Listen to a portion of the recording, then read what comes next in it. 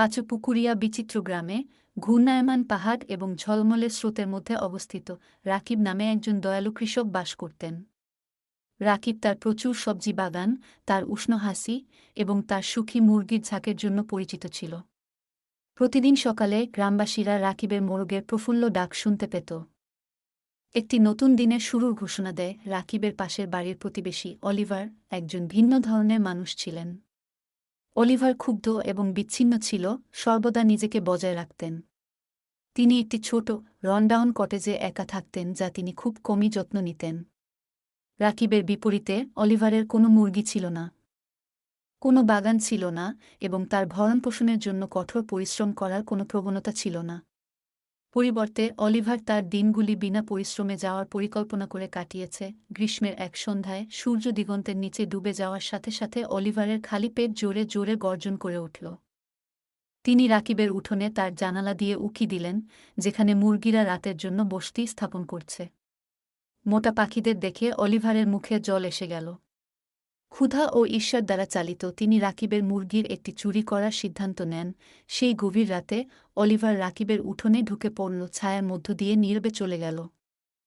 তিনি কোনো শব্দ না করে একটি মুরগি ছিনিয়ে নিতে সক্ষম হন এবং বিজয়ী বোধ করে দ্রুত তার কুটিরে ফিরে যান। পরের দিন তিনি মুরগি রান্না করলেন এবং একটি হৃদয়গ্রাহী খাবার উপভোগ করলেন। সমস্ত সময় তার চতুরতার জন্য নিজেকে অভিনন্দন জানালেন, কিন্তু পরের দিন সকালে রাকিব নিখোঁজ মুরগিটিকে লক্ষ্য করেন। উদ্বিগ্ন কিন্তু সন্দেহজনক নয়, তিনি ভেবেছিলেন সম্ভবত মুরগিটি চলে গেছে। যাই হোক, দিন অতিবাহিত হওয়ার সাথে সাথে আরও মুরগি অদৃশ্য হয়ে গেল। রাকিব চিন্তিত হয়ে পড়ল। সে এক রাত জেগে তার মেষপালের ওপর নজরদারি করার সিদ্ধান্ত নেয়। সেই রাতে রাকিব তার শস্যাগারের আড়ালে লুকিয়ে অপেক্ষা করেছিল।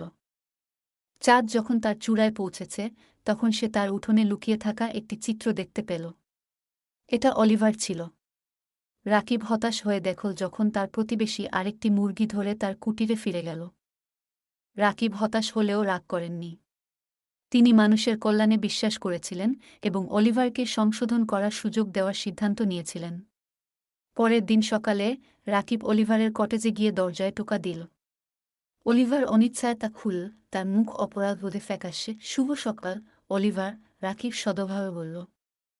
আমি লক্ষ্য করেছি আমার কিছু মুরগি নিখোঁজ হয়েছে। আমি আপনাকে গত রাতে একটি নিতে দেখেছি। আপনি যদি ক্ষুধার্ত হন বা সাহায্যের প্রয়োজন হয় তবে আপনাকে কেবল জিজ্ঞাসা করতে হবে। অলিভারের মুখ লজ্জায় লাল হয়ে গেল। তিনি স্তব্ধ হয়ে বললেন, আমি দুঃখিত রাকিব। আমি তোমার কাছ থেকে চুরি করতে চাইনি। কিন্তু আমি খুব ক্ষুধার্ত ছিলাম এবং আমি আর কি করব বুঝতে পারছিলাম না। রাকিব মৃদু হাসল। আমি বুঝতে পেরেছি, কিন্তু চুরি করা উত্তম নয়। আপনি যদি লড়াই করে থাকেন তাহলে আমরা একটি সমাধান খুঁজে বের করতে একসাথে কাজ করতে পারি। আপনি আমাকে বাগান এবং মুরগির জন্য কিভাবে সাহায্য করবেন? বিনিময়ে আপনি ফসল কাটা এবং ফসল কাটাতে ভাগ করতে পারেন ডিম। অলিভারের চোখ দিয়ে জল গড়িয়ে পড়ল। তিনি কখনো এই ধরনের দয়া অনুভব করেননি। আপনাকে ধন্যবাদ রাকিব। আমি আপনার সাথে কাজ করার সুযোগের জন্য কৃতজ্ঞ থাকব। সেই দিন থেকে অলিভার এবং রাকিব পাশাপাশি কাজ করেন।